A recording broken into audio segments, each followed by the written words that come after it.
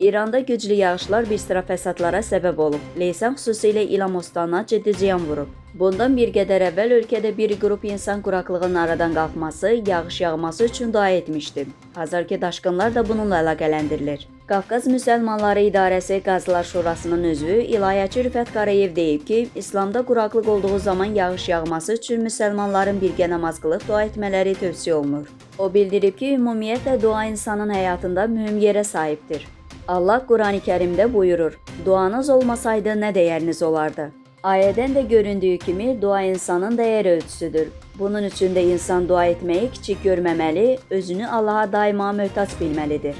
Hansı ölkədə olmasından asılı olmayaraq duanın gücünə inanmaq şərtdir. Bu əməlin açmadığı bağlı qapı yoxdur. Bunlardan biri də yağışın yağması üçün edilən duadır.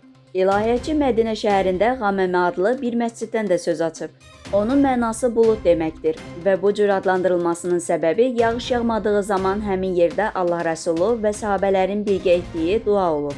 İsti hava şəraitində Allah Rəsulu bayram namazlarını açıq havada qılarkən bir bulud parçası ona kölgəlik salarmış.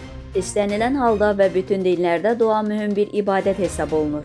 Qeyd edək ki, noyabrın 15-də yüzlərlə insan paytaxt Tehranın şimalında cəmi 2 həftəlik suyu qalan məsciddə toplaşaraq yağış duası edib. Bəziləri dua edərkən göz yaşlarına boğulub. Xatırladaq ki, rəsmilərin dediyinə görə İranda son 5 ildə ölkə daxilində yağıntıların miqdarı əhəmiyyətli dərəcədə azalıb.